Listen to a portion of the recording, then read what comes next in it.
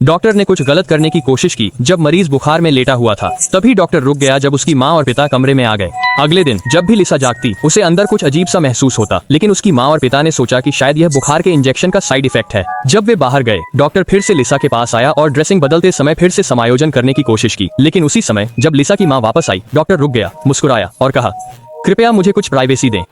1 महीने बाद लिसा पूरी तरह से ठीक हो गई और अस्पताल से छुट्टी मिल गई। जाते समय उसने डॉक्टर को धन्यवाद दिया और उसे गले लगाया, लेकिन उसी समय उसकी मां प्रकट हुई। इस डॉक्टर ने कहा कि सैम का व्यवहार सही नहीं था, लेकिन उसे परवाह नहीं थी क्योंकि अस्पताल में कुछ बड़ा नहीं हुआ। 10 दिन बाद लिसा फिर से जांच के लिए अस्पताल आई। इस बार सैम विशेष रूप से तैयार था। लिसा ने उसे एक खिलौना धन्यवाद नोट दिया। वह बहुत खुश था। जब वे जा रहे थे तो पता चला कि लिसा मेडिकल कॉलेज में दाखिला लेने जा रही है। सैम ने तुरंत कहा, अगर तुम्हें कोई समस्या हो तो मुझसे संपर्क करना।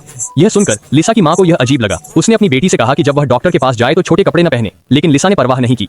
बाद में सैम ने लिसा का पीछा करना शुरू कर दिया। वह अचानक कहीं उससे मिल जाता, वह कहीं मिलने की योजना बनाता और व्यवस्था करता। पहले की तरह नहीं, उसने लिसा की दोस्त को $200 दिए और उसे रास्ते से हटा दिया। शुरुआत में लिसा ने इस मामले को हल्के में लिया, लेकिन एक बार जब सैम ने उसे सीढ़ियों के पास बुलाया तो उसकी असली प्रकृति सामने आई। लिसा डर गई। उसने बहाना बनाया और कहा कि उसे खरीदारी के लिए जाना है। यह सुनकर सैम गुस्से में आ गया। लिसा को ढूंढने के लिए दृढ़ संकल्पित उसने उसे पार्किंग में ढूंढा, उसे पीटा और उसे अपने घर ले गया। बिना उसके माता पिता के पुलिस शिकायत दर्ज किए उसने लिसा की कार में एक मृत शरीर डाल दिया, एक दुर्घटना का नाटक किया और उसे आग लगा दी। सभी ने मान लिया कि लिसा मर चुकी है, लेकिन कुछ अप्रत्याशित हुआ। लिसा के बॉयफ्रेंड ने उसके सामान की जांच करते समय अंगूठी देखी और उसे शक हुआ। उसने सच्चाई का खुलासा करने का फैसला किया, यह सोचकर कि शायद अस्पताल में कुछ गलत हुआ था। वहाँ के डॉक्टर ने कहा कि कुछ नहीं हुआ, लेकिन वह और अधिक संदिग्ध हो गया और जब उसने मृत्यु प्रमाण पत्र की प्रति देखी तो चौंक गया।